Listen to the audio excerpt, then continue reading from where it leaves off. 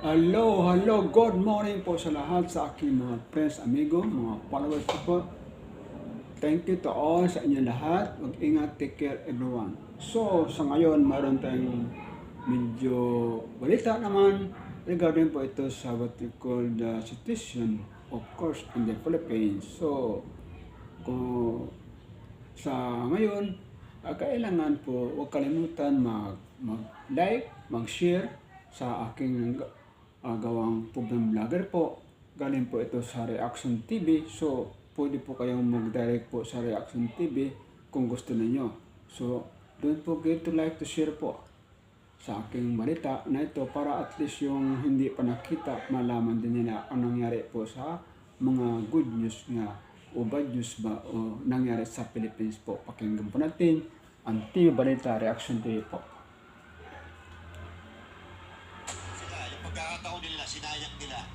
Natibagin sana si BP Sara Duterte. Ngayon wala na, kung expired na. O eto tuloy, may bagong labas, Sampayan 2025, end of the year. Ano no? Okay, sa Publicus Asia, no? Parang lumalabas dito na walang visa yung mga paninira nila kay BP Sara Duterte. Kasi ay layo, Sara Duterte Carpio, 34%, approval, trust rating, 31%. Oh. So, Uy, Master Judea, mabisang-mabisa para kang Inday. yeah. Salamat kasi parang hindi nila naintindihan yung psyche ng Pilipino na ayaw ng Pilipino na nang-aapeka, di ba? At saka yung hindi nila talaga kilalang Pilipino, itong mga elitistang ito, yung mga Einstein na nagsa-strategize niyan, no? Na ang gusto lang ng Pilipino magsilbi ka lang. At saka number two, yung ginawa kay PRRD, no? Tatay ni Inday, yung pang-aapi na ganun, panggigipit sa Duterte family. And of course, number one, si Inday alam nila hindi magnanakaw. So, binigyan na nila, dahil sinisiraan nila, nasasagot ni Inday. Di ba siya yung COA na most pinakamataas na COA ranking for 3 years running, no? Unmodified opinion. So, nabibigyan ng oportunidad si Inday, thanks to them, na ipakita sa Pilipino kung gaano siya kalinis, gaano siya katatag, at gaano siya qualified to be president, no? Yes. Mabisang-mabisa sila. Isang moment.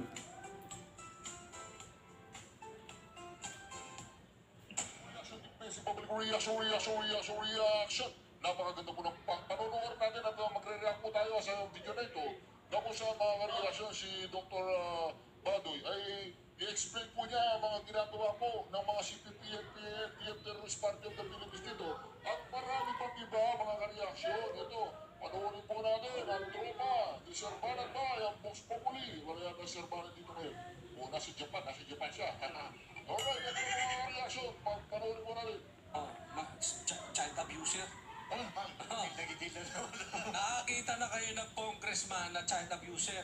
Ano? Ay, di ako nagsabi nun ha. Dalawa pong korte na nagsasabi nun. Pero bago yun, kailangan siya na mag-explain nito.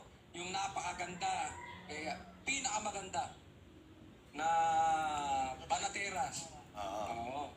Please welcome. Kamusta po kayo dyan, Doc Lorraine Badoy? Mag-ingat-ingat po kayo sa mga bangin. Baka ano po dyan, ha? Doc, magandang gabi po. Hi, Oli. Oo. Kasama Hi, po Coach natin J. Oli, Ibarra and Coach- Jack Algota. Hello, ma'am. Yes, hello Jack and Judea and Jay. Good evening mga kababayan. It's nice to be with you guys. No? So, should we jump in now? No? Talagang ano yun, victory yun for the Filipino people. Yung dinay ng Court of Appeals, yung appeal ng CPP operatives na si Franz Castro sa Tour Ocampo and 11 others. Yung nangyari sa Talaingod noong 2018 na yung kumuha sila ng 14 na indigenous na minors, mga bata, at ipinasok ni Franz Castro at ni Satur Ocampo itong 14 na mga minor na ito sa isang van na walang paalam at walang pahintulot ng mga magulang at saka ng tribo. So kasi alam naman natin anong gagawin sa mga batang yon. Gagawin silang NPA, no? So yun yung kaso nahuli sila, huling-huli sila, no? So they've been trying and it now, Talaingon 13, etc., etc. And it's really a victory kasi nasa bawat sektor ng ating lipunan ang CPP, pero lalo't lalo na sa media at sa legal sa hudikatura natin, sa judiciary, bawat sector actually. No, so napakalaking victory nito. Siyempre mag-a-appeal yung mga yan. Memoryado namin yung galaw ng mga yan. So mag-a-appeal sila. Pero for now, very sweet victory ito. Kasi ang pinakahinos na crimes ng CPP, NPA, NDF ay sa ating mga kapatid na katutubo. Lahat ng maisip ninyo na krimen ginawa sa kanila: rape, sexual harassment, training of child warriors, slavery, child abuse, di ba? Yun yung dun sila nalaman na si Franz Castro at si Satur Ocampo ay child abusers, no? Tapos yung ang takip nila ay ano ba ang takip nila? Parang volunteer teachers, parang gano'n yung palusot nila, no? So yan yung nakikita natin ngayon, yung salot, ang CPP, NPA, NDF, sila ngayon ang nakikita natin. No? So, at that time, si Satur Ocampo at si Franz Castro, mga kongresista sila noon sa Bayan Muna. Ano ba yung Bayan Muna? Di ba prente ng CPP yan? No? So, malaking nagpapasalamat tayo sa Court of Appeals at syempre sa NTF-ELCAC. At ayun Doc Lorraine, alam naman natin na kahit na convicted na tong dalawang to, malaya pa rin. So ano kayang magiging ng administrasyon dito pag hinayaan pa rin nila to ng hinayaan? Lalo na ngayon Doc Lorraine. Napakaswerte talaga nila ng CPP kay Bongbong Marcos kasi nung panahon ni PRRD doon, napadapa niya ang CPP, no? So ngayon nakaka-recover sila dahil sa yung Broad Alliance, na yung pagkipagkunsyabahan ni Martin Romualdez, Bongbong Marcos sa CPP, NPA, NDF na naging attack dogs nila against the Dutertes.